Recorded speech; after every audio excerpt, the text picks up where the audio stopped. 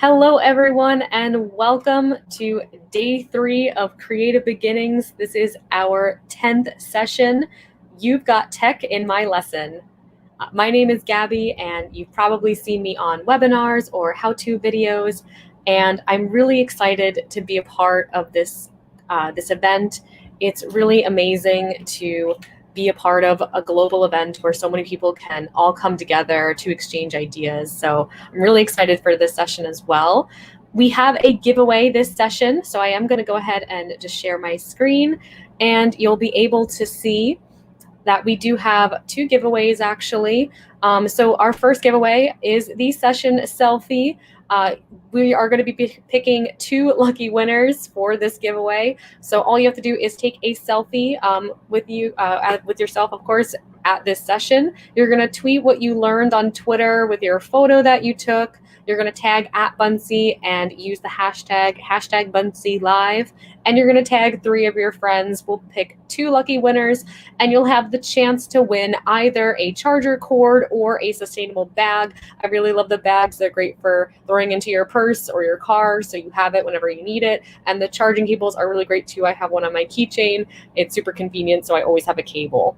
Our second giveaway is for a Bunsey for Schools and Districts subscription for 5. We are going to be picking 1 lucky winner, and it is also the session selfie. So you're going to do the exact same thing for the other giveaway. You're going to be taking a photo of yourself at the session, tweeting your photo with what you learned, tagging @Bunsey and #BunseyLive, and you're going to tag 3 friends. So definitely take advantage of those. You definitely want to try and enter for those giveaways. Those are some pretty great prizes. So I'm going to go ahead and stop sharing my screen, and here I am. And I'm very excited to be introducing our session leaders for today.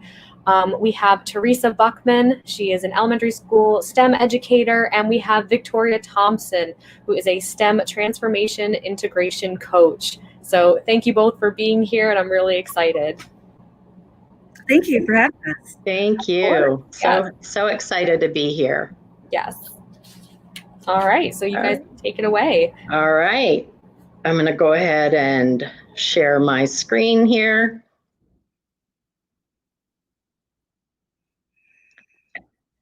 All right, so Victoria and I have the pleasure today of running through a presentation on infusing technology into your lessons. So I'm going to go ahead. I'm so excited to be here and really glad to have all of you joining us. And I understand we've got people from all over the world, so that is super exciting. And so I'm going to go ahead and hop into it because we've got so much to cover and just a little bit of time to cover it in. Teresa, real quick. Yeah. Can you double check and make sure that the screen is shared? Yes, I can.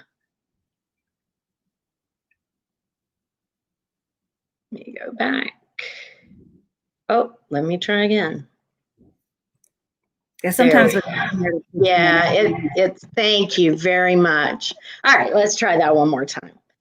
Okay, so I've been teaching. You can see everything fine now? Yes. Great, thanks. All right, so I've been teaching for a while. I've taught in elementary, middle, in middle school. I've also taught 9th grade geometry and some college courses in biology, life sciences. I've taught in both the private and the public sector, and I've taught in Florida and in California. I have degrees in biology and elementary education, as well as a master's in ed leadership. I'm a Wipro Science Fellow at the University of South Florida and an equipped intervention teacher at the University of Florida. And I am the site STEAM coordinator at Carrollwood Elementary School in sunny Florida. So that's just a little bit about me. So now what I'd like to do is start today off, start today off with a quick, gotta figure out how to turn the timer off, you guys. Sorry about that.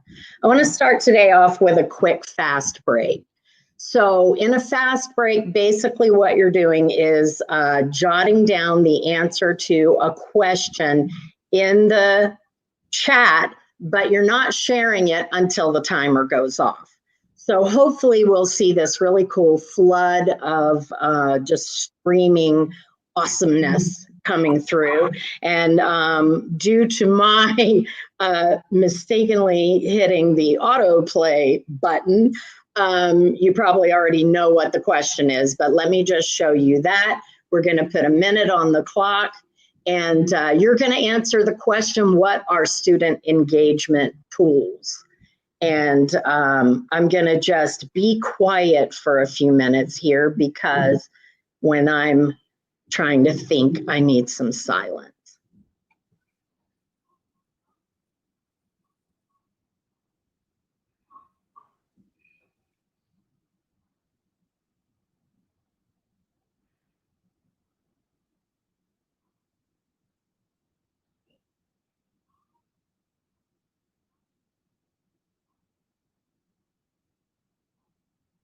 All right, so maybe start to get your answers typed in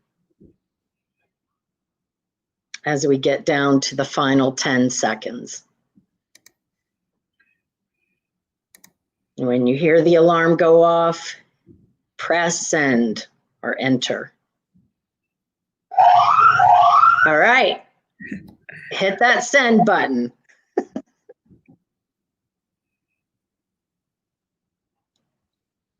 Should be an amazing stream of knowledge coming across right now. Ooh, I see some coming.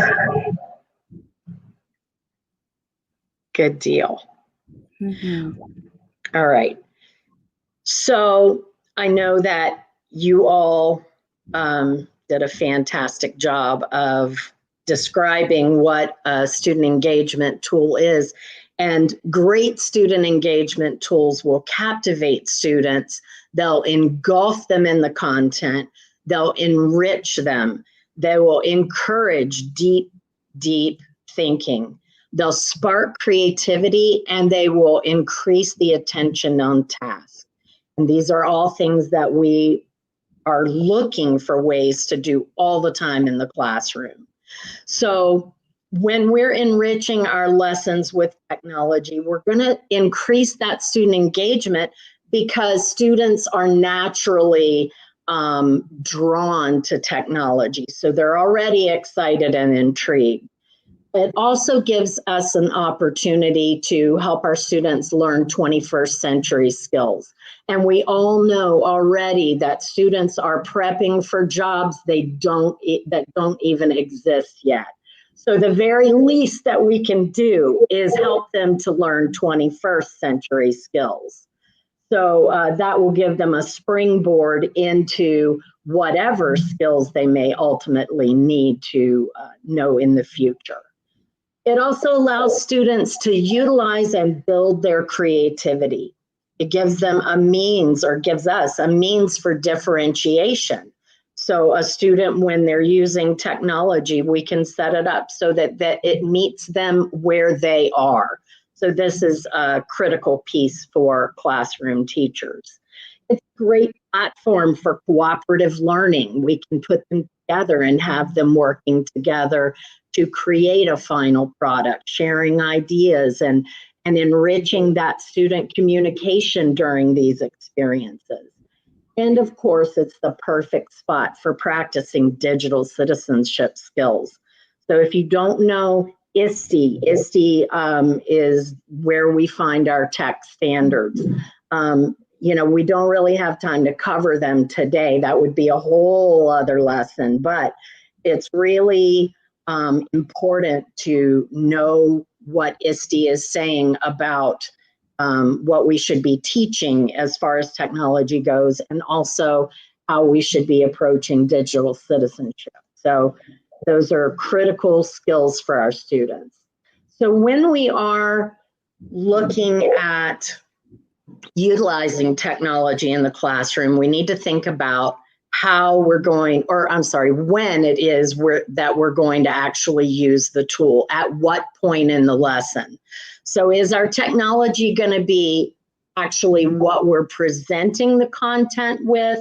Is it going to be a place where I'm providing resources and evidence? Or is it going to be the content creation by students? So all of these things are going to change potentially what we choose and where we choose to infuse it. And we also need to be concerned about whether there are any accessibility issues for ourselves or our students. And are there any limitations of the technology? We have a plethora of options out there. So this is really a very small little scratch on the surface of what's available.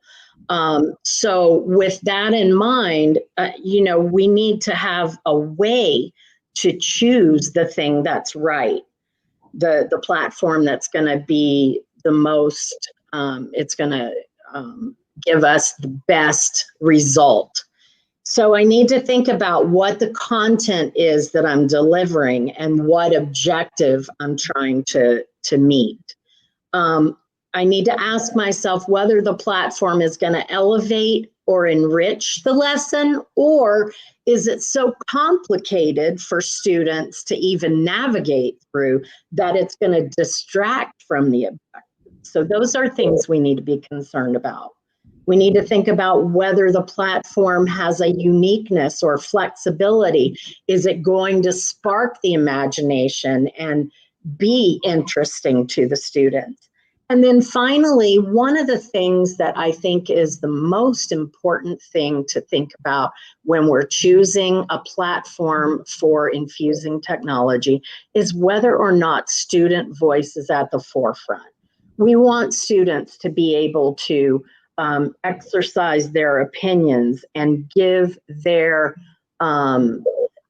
thoughts and be able to show us how they have constructed the content that we have presented.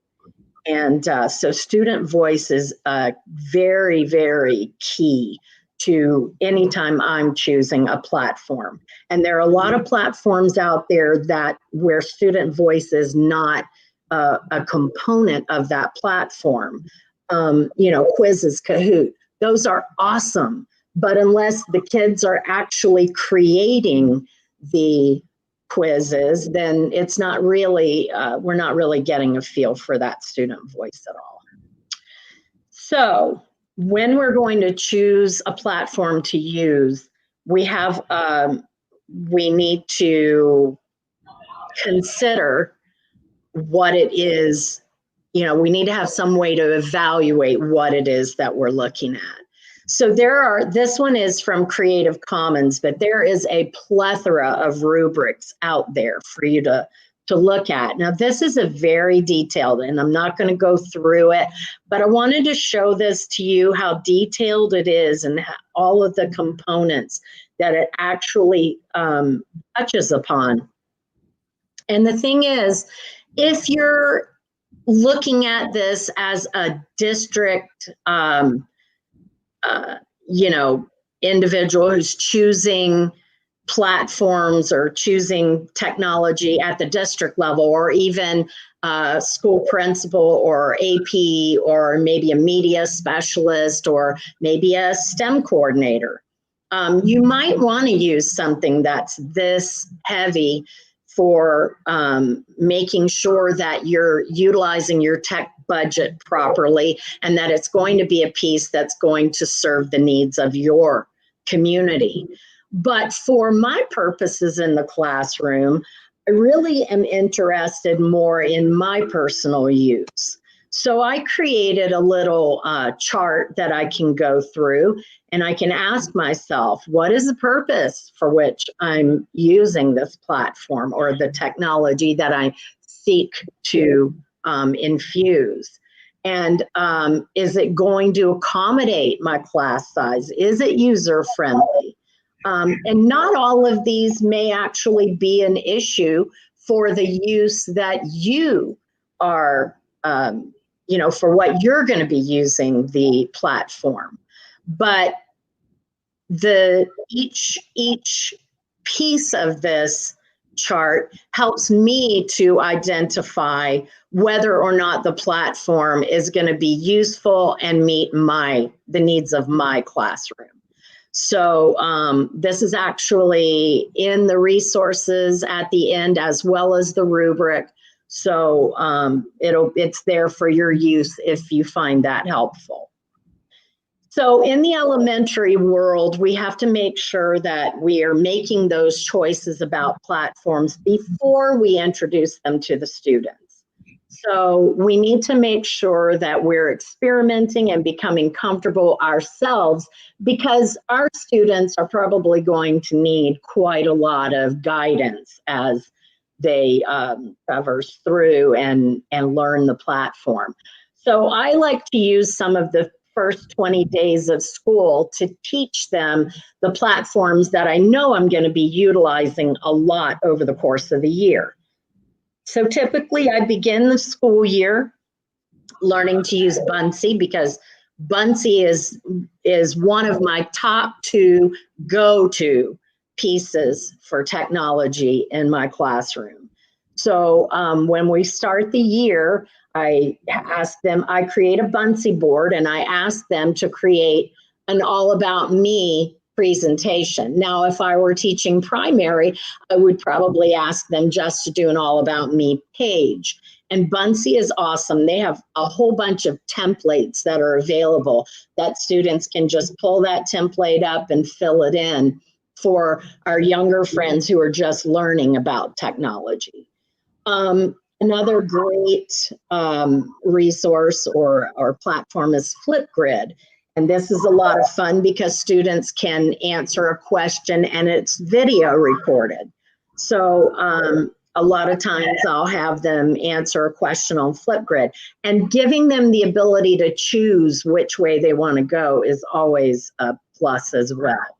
So that's just a couple of ways that you might start to utilize the platforms that you choose within the first 20 days so that they can experiment, play around, and get a feel for how they can navigate that particular platform.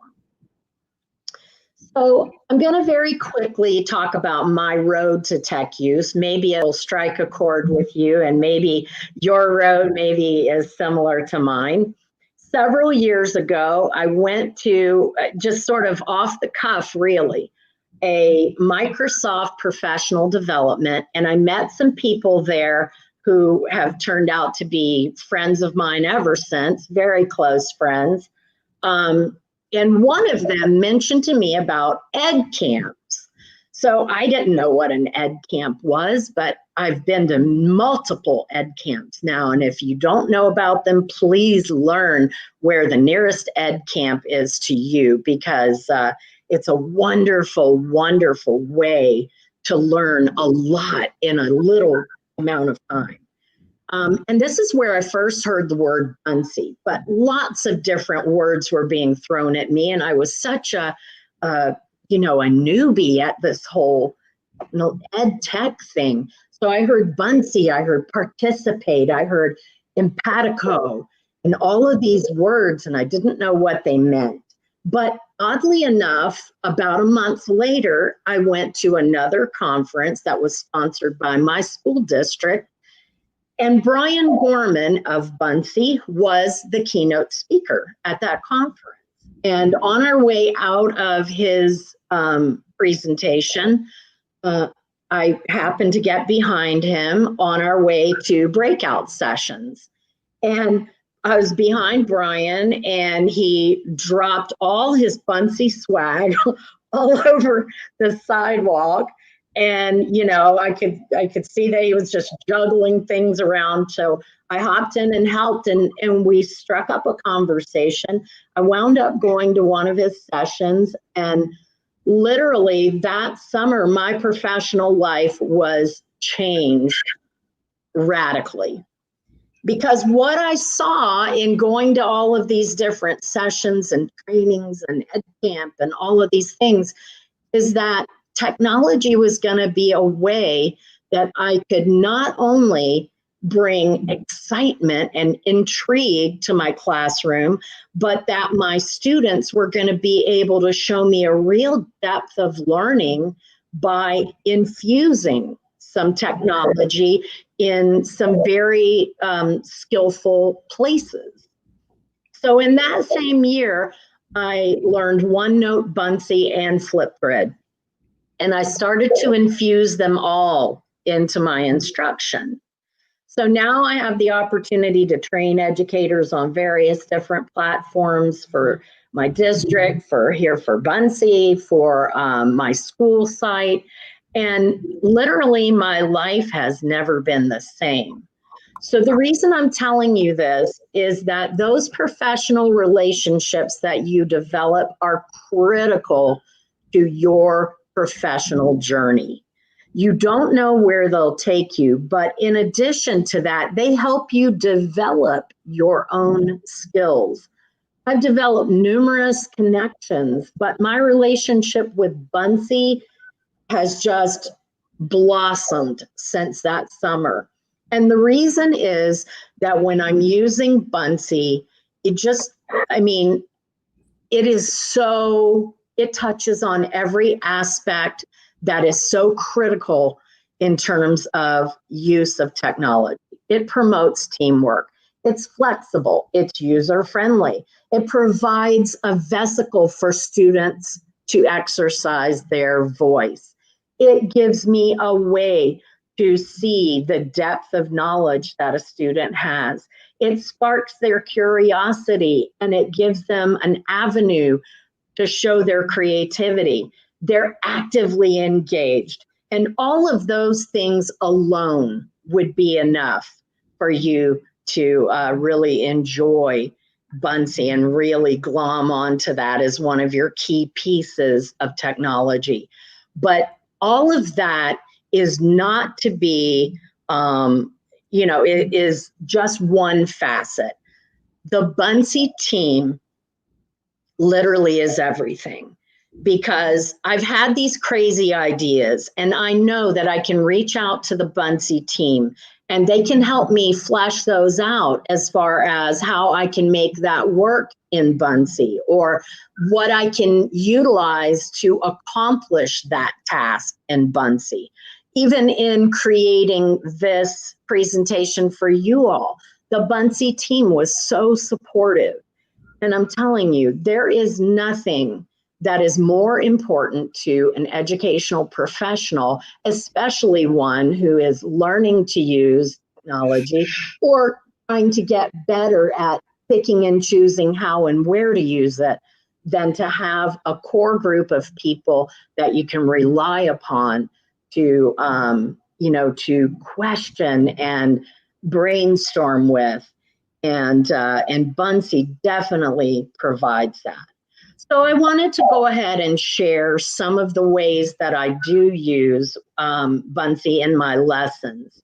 One of the things I do is I ask my outgoing fifth graders to create a presentation for my incoming fifth graders. It's sort of a survival kit. So this will just kind of give you an idea of some of the things that my kids put together for that purpose. Buncee had asked us to, anyone who wanted to participate, to create thank yous for first responders, and my kids were so excited to put together that for that Buncee board. One of the ways that I use Buncee a lot is in creating some sort of a product at the end of a unit or at the end of some course of study.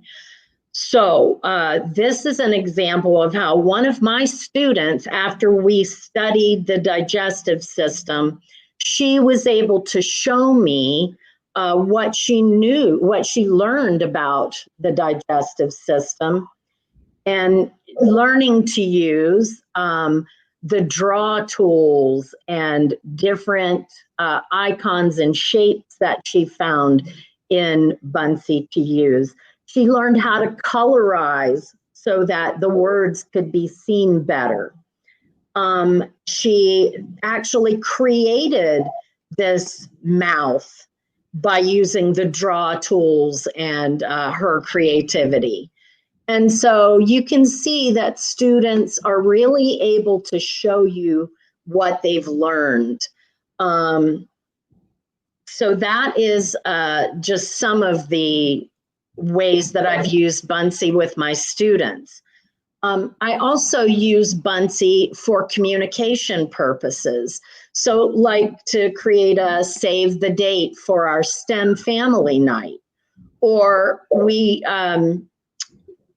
did a Saturday, a set of Saturday sessions with one of our Title I schools, and we created a flyer for that. I use it for open house presentations where I can talk about the 5th grade and what you can expect in the course of that year.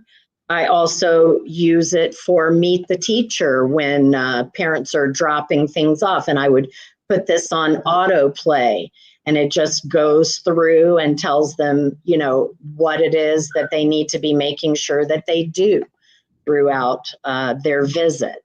So these are some of the ways that, you know, this is my intro, my welcome presentation for the kids. So just some of the ways that administratively I use Buncee to set up my class and throughout the school year at various different points in the year. So this resource page will be, my understanding is that you will have access to this at the end of this session. So both the rubric and the chart that I created are on here. And there's also a really good article about the benefits of integrating technology that I've included. I also included a guide to e-learning that a Twitter friend, one of my tweets, created, and that's on Google Slides. This is the link to the Buncee Ideas Lab, and then some YouTube Microsoft tips. So I hope that'll be helpful to you as you start to integrate your technology into your own classroom. And I want to make sure that you know that I'm here for you too. Please don't feel like that, you know, as soon as I close my share screen, we're all done. That's not the case. Please feel free to take my contact information. You can reach me on Twitter at Buckman Teresa.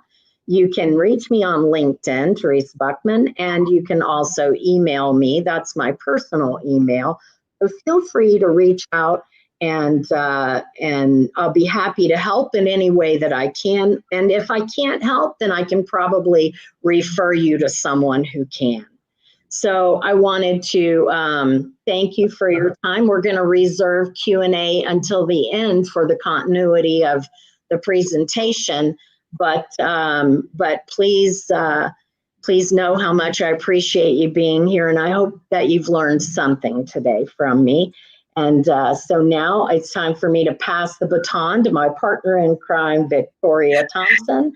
So Victoria, I'm going to stop sharing my screen so you can go for it, lady. All right. Thank you, Teresa. That was awesome. All right. So I'm going to share my screen. Going to get my tab up. All right. So here we go with tech in secondary. And actually, I'm going to stop doing this. I'll like share it, copy the code, and that way it'll present nice big in the screen that way. Okay. Take 2. Share screen. Chrome tab. Tech in secondary. I think it's this one. Nope, I'm just gonna exit out of that. I realized they were all named the same thing, so this should give me what I need right here. There we go. All right, so taking a look, it looks like everyone can see my screen, so that is awesome. And Teresa gave a lot of really good background as to what it's like just introducing STEM and also tech in that space overall and also in elementary. I'm going to speak a little bit about using it in grades 6 through 12 because that is my wheelhouse. So a little bit about me. I am a proud product of New Jersey K through 12 public education. So I am from New Jersey. The accent might come out a little bit. I am currently living in the Seattle area. So I am on the opposite side of the United States as Teresa.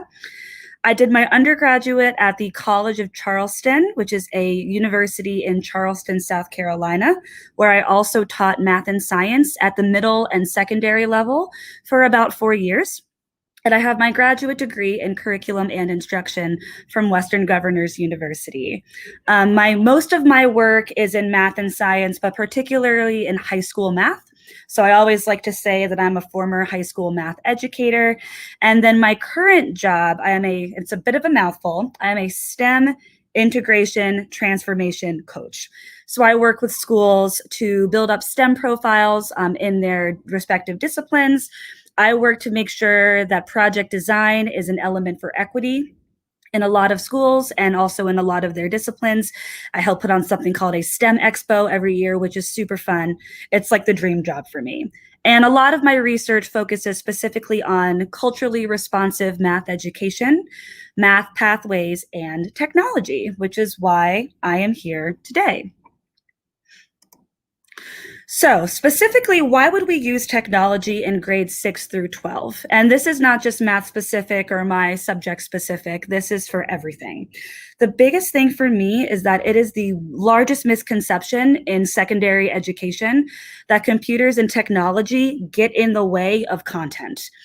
In elementary, there's typically a little bit more leeway. There might be more time. You'll have recess, you'll have specials. Once we get to middle school and secondary school especially, that begins to wean off to the point where in secondary school at the high school level, there's no recess, there's no downtime. They're just kind of, boom, boom, boom in between classes. So the content is always trying to get squeezed into these very finite amounts of time. As well as when you're in secondary school, there are tests that can also, be applicable for college and career scholarships, sports. There's a lot at stake for these kids. And teachers feel sometimes as though computers and technology get in the way of covering all of that. Technology also makes academic content way more engaging. It doesn't matter what you teach or where you are, the tech makes it more engaging. I found that, especially for math and STEM, it can help increase participation and engagement in any topic that we're covering. It can also create some really cool opportunities for innovation. So instead of maybe writing a lab report or, doing a traditional assessment or writing an essay, you can use technology to really bring a project alive. And then, especially for the secondary kids, technology helps prepare students for the world of work or college or career. One of the bits of research I'm working on right now is that even though we, of course, are teaching kids as best as we can with technology, those expectations are going to be for our students in the workplace, right? So they're going to be entering a workplace expecting to know how to use Chrome, expecting to know how to use Microsoft tools, expecting to know, how to basically work a computer. Using technology helps set them up for success in that arena. What else can tech do, especially in secondary? And there's a lot of different ways we can do this, but these are my top 6.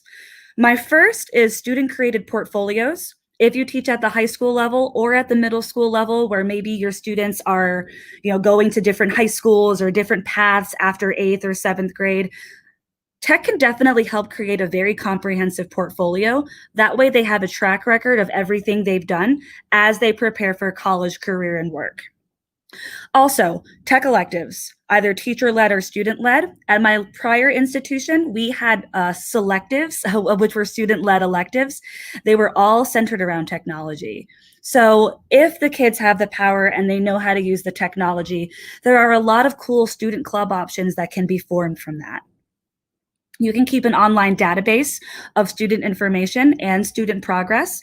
It just makes your data tracking easier as the teacher. You can conduct online quizzes, which helps to save you a lot of time.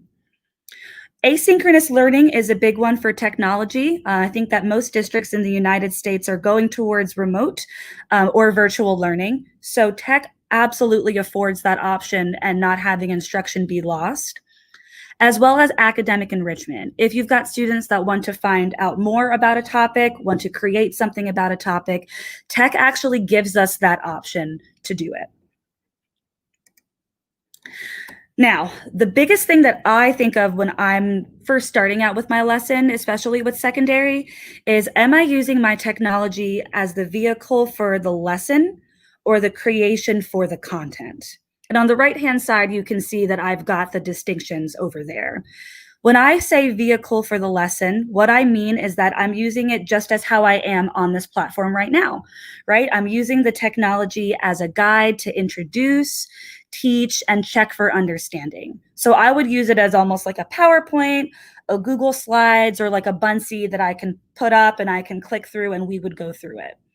What I like to use most of mine for is for creation of content. So using technology as a tool to create and innovate in our respective spaces. I think that Buncee is the perfect tool for that. And as a math educator, I cannot tell you how wonderful it is that Khan Academy is embedded in Buncee.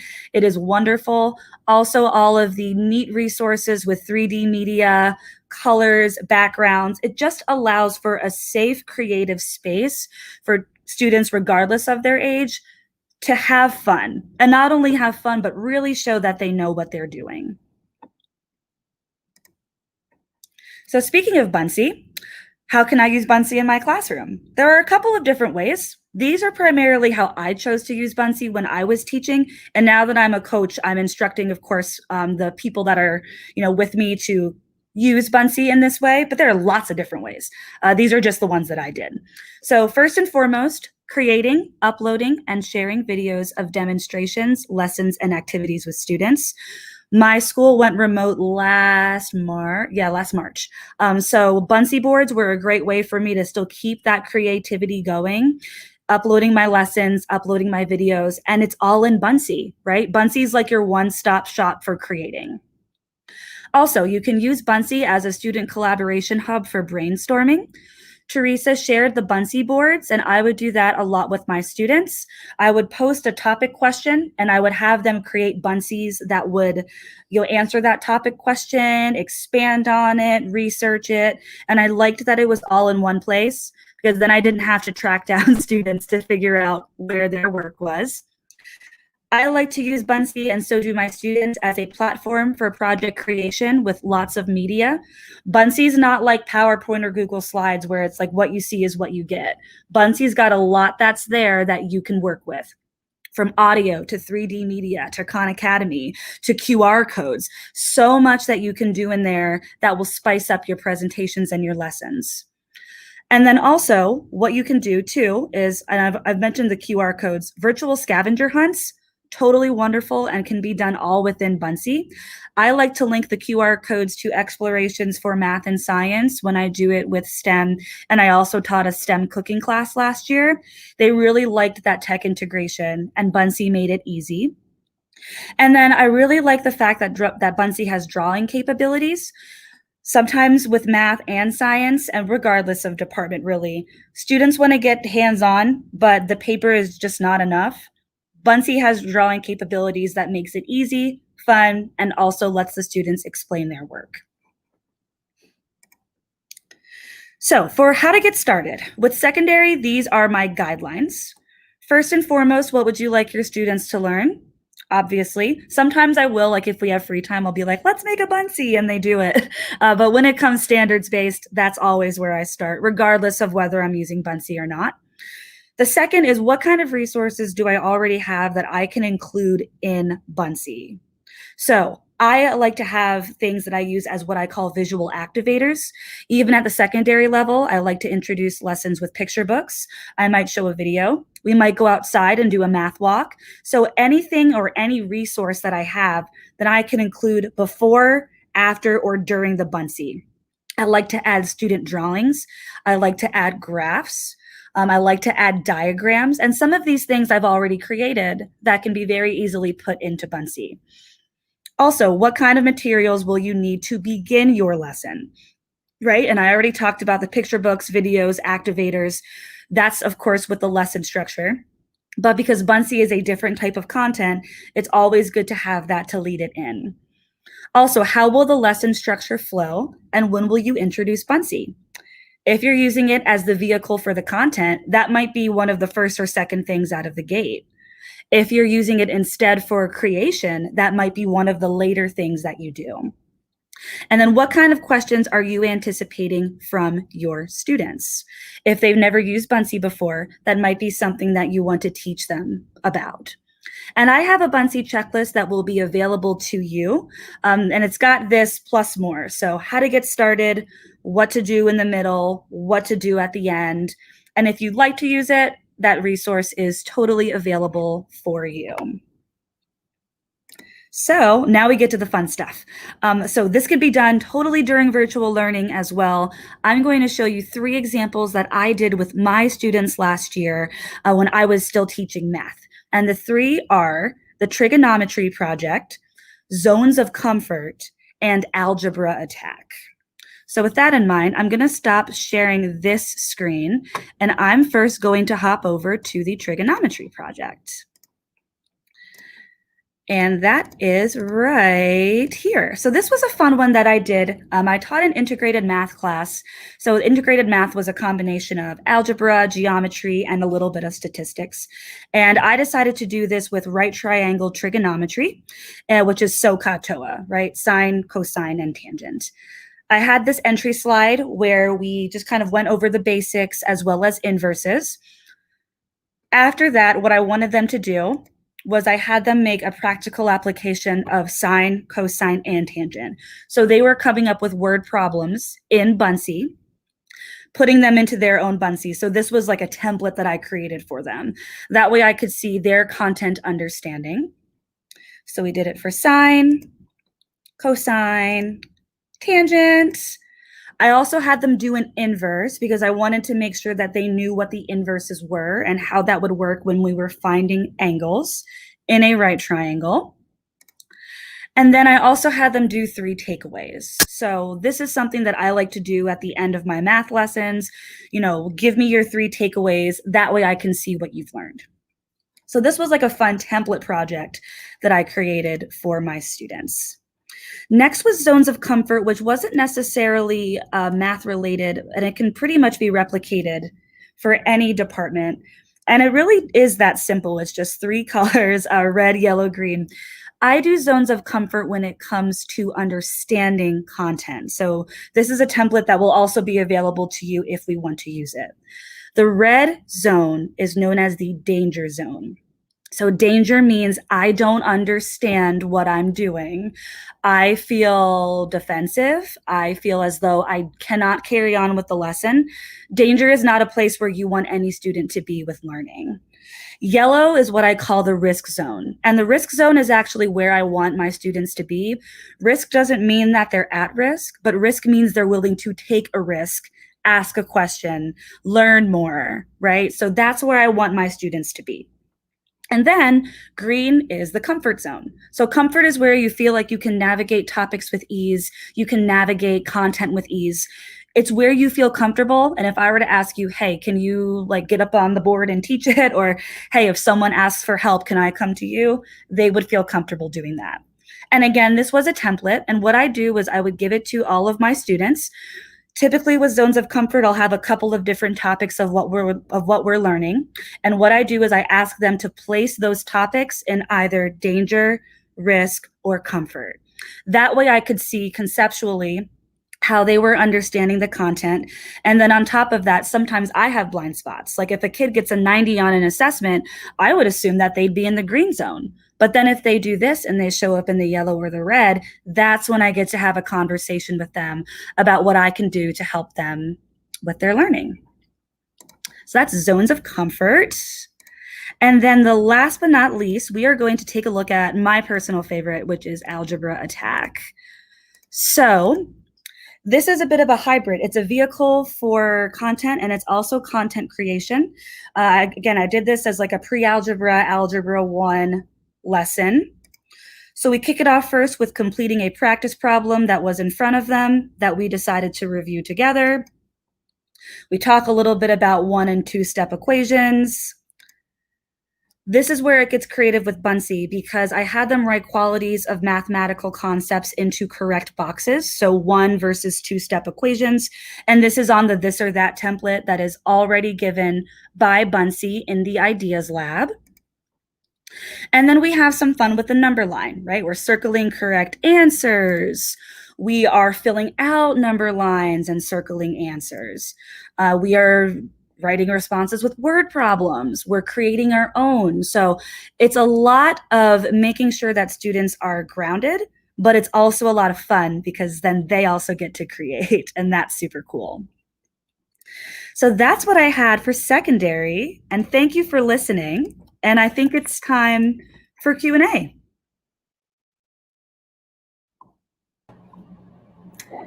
Thank you both so much. That was really amazing. It's really cool to see kind of just your personal tech journeys and all of the different ways that you've used Buncee with your students and all of the different things that they've created as well. So it's really awesome to see that. And hopefully that kind of sparks ideas for everyone tuning in. Certainly it has for me. I think it's really helpful just to kind of see those different examples and see them in action. So right below me, just before I forget, is the certificate form. If you haven't yet done so, you can go to this URL and register to get your certificate for attending this session. So it's right below, and we shared it in the chat as well, so you should be able to copy paste. But it is bit.ly/Buncee Day 3-3, so that's bit.ly/BUNCE.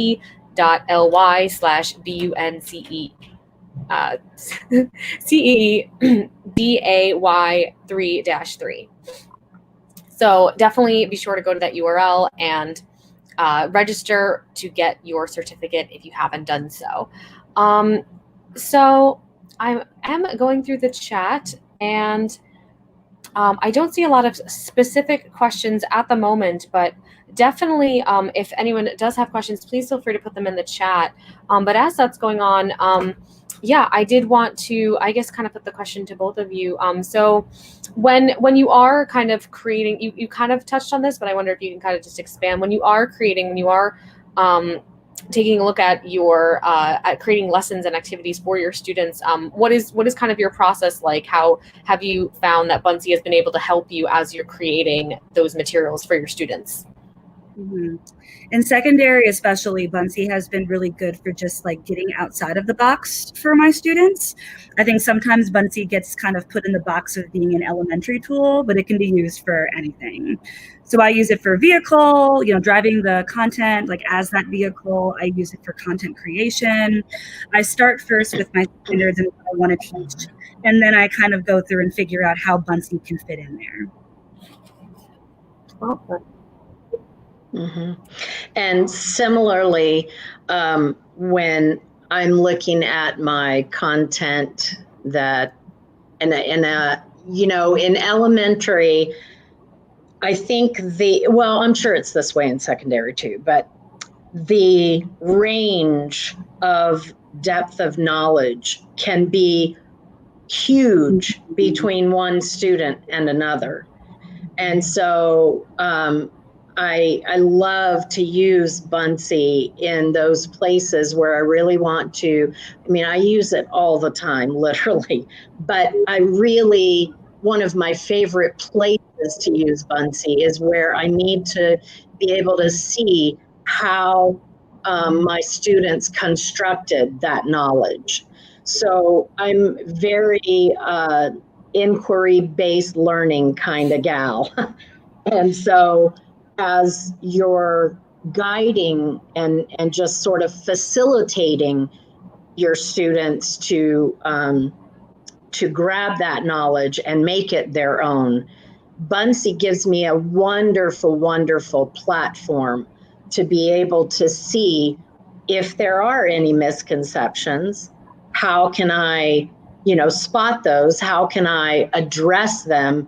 And then it gives students the flexibility to go, oh, I get it now, and go back and make those corrections to their bunsies, and then be proud to share them out to other people. And, it really, and there have been times when, especially when I was first learning Bunsi, when I really didn't know myself how to accomplish a particular goal. And it was easy for me just to reach out to Bunsi, and there's always someone there. There's always someone there to respond and guide you, and the support is just so great. Mm-hmm. Bunsi has some of, I think, the best, most responsive people that I've ever worked with a tech company. They respond within minutes. Yeah. Oh, thanks. Yeah, and there were a couple of things that I saw. I think it was Karen Rich, that as Victoria was making her presentation, a couple of people, I think Karen was one of them, was saying how all of those strategies can be adapted for elementary, especially upper elementary as well. And it really is all of the using the QR codes, and I've done that with creating escape rooms and things like that. So it really is. It's just so flexible, and to the extent that anybody needs help in learning how to incorporate those pieces into their lessons, I encourage you to do so, and definitely I'm there for you, and Bunsi will be there for you, I promise. And let's see, I'm not sure, please forgive me, I'm not sure how to say your name, but I see some people who are asking for the link for the certificates, and it's actually at the bottom of the screen, and then it's also, yep. There you go. Yes, the link should be at the bottom of the screen, and it should be in the chat as well. Absolutely, and that's definitely definitely something that we try to do. So another question that I wanted to ask was, so your students, when you do share Bunsies with your students, or you have them either kind of, whether they're copying either a template that you're sharing with them and adding on to it, or whether they're creating their own, basically from the student's perspective and point of view, what has their experience been like, at least to your knowledge? I wonder if you could speak to that at all. Yeah. Most of mine, like the bulk of mine, were done remotely, but a lot of because remote learning, but I got a lot of very positive feedback just regarding how easy it is to use, how easy it was to share. That's a big one. Like, there was no confusion about where Bunsi needed to be. We also used Bunsi with Microsoft Teams, and that was really easy integration there. So that was wonderful. All the feedback I got was very positive about Bunsi. So I was very happy about that. Yeah, awesome. The same. My students, and I, with intent, don't go into a huge tutorial about Bunsi. I basically show them, here's how you're going to log into Bunsi. Here's how we're going to get to it. These are some examples of ways that we might use Bunsi throughout the school year. Today, this is what I want you to do, and boom, go for it. Now, they'll have some questions, I don't know how to get this image I want in here or whatever. But essentially, I really like for them to be able to troubleshoot those things themselves. And they can in Bunsi because it's very user-friendly.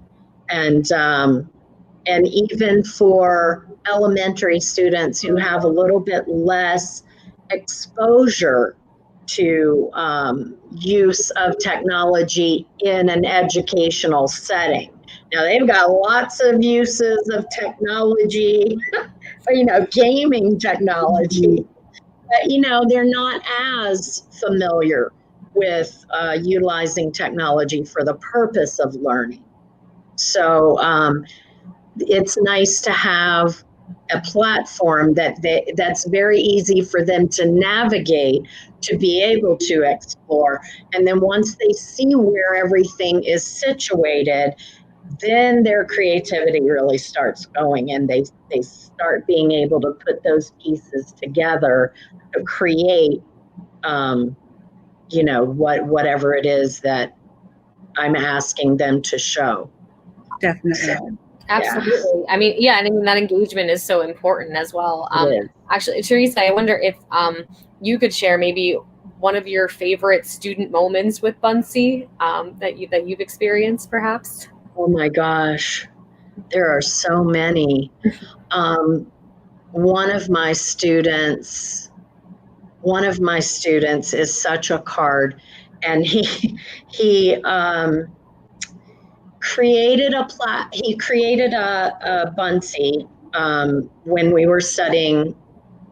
This was also for the digestive system, but he's so funny because he used to say all the time, a little birdie told me this and a little birdie told me that. So when he created his Bunsey, a little birdie was the teacher on his Bunsey. And so he was teaching us everything through the lens of this little birdie who was doing the instructing. So the cool thing about it is, I could really see his personality shine in that moment. So I wasn't just seeing content, I was seeing his personality revealing to me the content that he learned. And it's indescribable when you, when you assign something, and I know you all have been in this situation. You assign something, you have a vision of what you expect to get in return, right? But in Bunsey, just get rid of that, because you don't, they're going to show you their personality. They're going to show you them. A piece of their soul is really going to be shared with you as they're showing you what they know or as they're telling you about themselves. It's just amazing. Teresa, because we did a math project and one of my students used Orange Bird from like Disney World as like the person that was telling the story. And I love Orange Bird, so that was just it's so cute. Orange Bird's adorable. I was like, I think that you did this on purpose. I think you wanted to which is why you put Orange Bird, but it's Oh yeah, it really those are the kind of things that that really make it special. That that connection really between teacher student, where you really are seeing it's not just they're demonstrating their knowledge. You're seeing their personality shine through. Yeah, Victoria, same question. Like, do you have a particular moment that was really like your favorite kind of student moment with Bunsey? Mm-hmm. I do. It's not academic related though. So let me back up. I used to teach at an international boarding school, and when the shutdown happened and it was March, we're all kind of scrambling. A lot of my students made the choice to go home. So they had, they were going to China, Japan, Germany, just kind of all over the place. So what we did was we created a Bunsey board for them to just kind of send well wishes as they were traveling home safely, because some of them were going back to countries that were very heavily quarantined. When they got off the plane, they'd had to spend 14 days in a hotel without their families. It was just a really tough situation. So we did make a Bunsey board for them, and they were really appreciative of it. And it was great. Yeah. It was a nice community builder for all of us together. Absolutely. I wanted to say, because I'm seeing people asking for the resources. So if we can just share where those are going to be found. Yes, absolutely. So again, definitely be sure to register for your certificate with the link below. But we will be sharing resources after the fact via email. So if you're interested in the presentations and things like that, we will be sharing those after the fact. So keep your eyes peeled.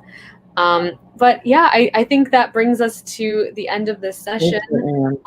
Thank you both so much for presenting and sharing. Definitely. Did either of you have any other things to add or anything like that? Or I think we're Just thank you for Just having really us. want to thank everybody for being here, and I hope you got something positive out of it. And thanks to Bunsey, not only for organizing this, but for all the help in the background that you guys don't even know was going on back there. So, yeah, thank you very much for being here. Yes, thank you. This was wonderful. All right. And thank you all for joining in so much. And we have one more session this evening, and we hope to see you there. But for now, take care, and thank you so much again. Thanks, Thank guys. you. Bye. Have a great